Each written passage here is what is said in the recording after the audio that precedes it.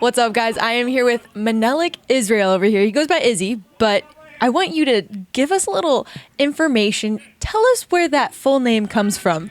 It comes from the Utopian Emperor II, Menelik the Wise. My father picked it for me. The Wise, huh? And he's actually committed to Duke. He is very wise, so the name seems to be very fitting. Yes. Why is it that you chose Duke? The school was amazing. The people I interacted with, the coaches, I think it was a perfect fit for me. I didn't want to stay home, so I wanted to go over there, try something new. Very different from out here in California. Yes, ma'am. Have you been keeping up with March Madness?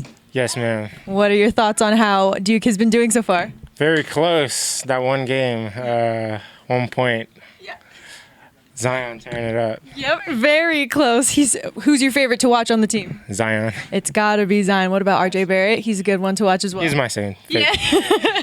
He's got to be. Now, when you think about all the athletes in the MLB, is there one specific athlete that stands out to you as far as who you look up to the most? Byron Buxton and Aaron Hicks. Why is that?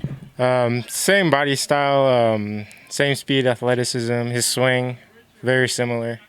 Overall his athleticism and his speed. Very cool.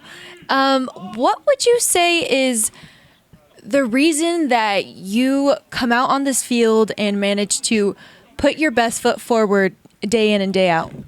Making my family proud, that's the number one thing. Helping my family and making them proud of my grades. If I can't perform in the baseball field, I try my best to do with my grades. My goal is to help them out throughout the future of my career. Potentially buy them a house, maybe a car. No, I'm kidding. Maybe don't do that. That might be a little crazy. What would you say are some memories that stick out to you the most since playing baseball from the start? The transition from my middle school years to my high school years, because there was a lot of ups and downs and memories, a lot of failures to learn from, and from adjusting to a middle school travel ball to a varsity starting. I struggled a little bit, but the best part was I came out on top. You must not have struggled too much. You started on varsity and you're committed to Duke already as a sophomore, so congrats there. Now, what about some achievements? What are a couple of achievements that stick out to you? Achievements that stuck out to me was just hitting. I tore it up with my hitting during my freshman year. It was a lot of pressure, but pressure makes you better, so I guess just my hitting and my speed, dropping my speed from a 6'7" to 6'3", and gaining like 15 pounds, 155 to 165, and yeah. Are you someone who thrives under pressure? Yes.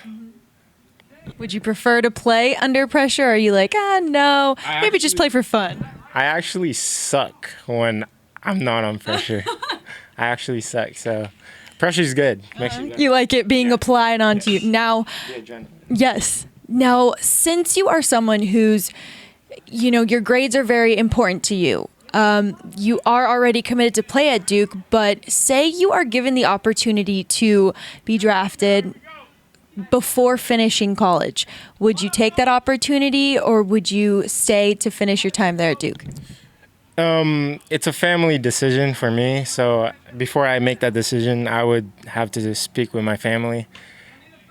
If I was, it depends on where I land on the draft, because Duke is really hard to walk away from. So the plan is, if the draft isn't where I want to be, I can go to Duke for 2 years and then get drafted after that.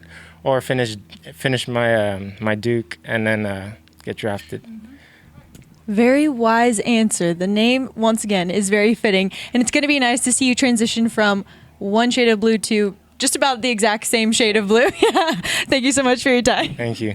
That's all for this Top Recruit.